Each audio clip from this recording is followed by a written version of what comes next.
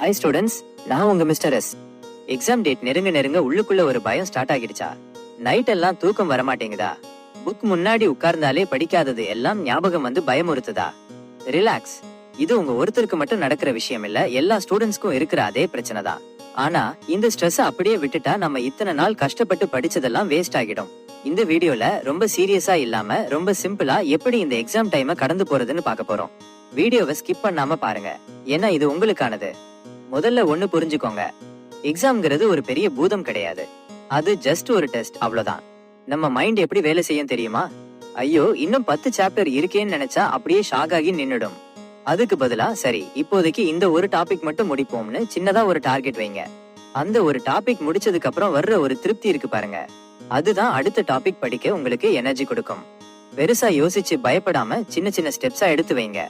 அடுத்ததா ஒரு முக்கியமான விஷயம், மறந்து போயிடுமோங்கிற பயம்.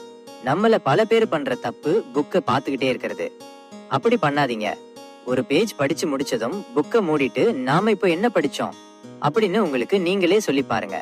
கண்ணாடிய பார்த்து பேசலாம், இல்ல உங்க ஃப்ரெண்டுக்கு போன் பண்ணி டேஜ் மச்சான் இந்த கொஸ்டினுக்கு இதுதான் ஆன்சர்னு சொல்லி கொடுக்கலாம். நீங்க மத்தவங்களுக்கு சொல்லி கொடுக்கும்போது அது உங்க மைண்ட்ல ஸ்ட்ராங்கா லாக் ஆகிடும். அப்புறம் எக்ஸாம் ஹால்ல அது மறக்கவே மறக்காது. இப்போ முக்கியமான ஒரு வில்லனை பத்தி பேச போறோம். அதுதான் நம்ம மொபைல் போன். ஒரு 5 நிமிஷம் ரீல்ஸ் பார்க்கலாம்னு எடுப்போம், ஆனா அரை மணி நேரம் போனதே தெரியாது. அதுக்கப்புறம் ஐயோ டைம் போயிடுச்சுன்னு ஸ்ட்ரெஸ் அதிகமாகும். சோ தயவு செஞ்சு படிக்கும் போது போனை ஸ்விட்ச் ஆஃப் பண்ணுங்க, இல்லனா வேற ரூம்ல வைங்க. அதே மாதிரி உங்க ஃப்ரெண்ட்ஸ் யாருக்காவது கால் பண்ணி நீ எவ்வளவு முடிச்ச அப்படின்னு தயவு செஞ்சு கேட்காதீங்க. அவன் 5 சாப்டர் முடிச்சிருப்பான், நீங்க 2 தான் முடிச்சிருப்பீங்க. இதனால உங்களுக்கு தேவையில்லாத பயம் தான் வரும். மத்தவங்களை விட நீங்க வேகமா போகணும்னு அவசியம் இல்ல, நீங்க கரெக்டா போனாலே போதும். கடைசியா ஒண்ணு, எக்ஸாம் டைம்ல நல்லா சாப்பிடுங்க, நல்லா தூங்குங்க. உடம்பு டயர்ட் ஆனா மூளை வேலை செய்யாது. நீங்க எவ்வளவு படிச்சிருக்கீங்கங்கறத விட எவ்வளவு தெளிவா இருக்கீங்கங்கிறது தான் முக்கியம்.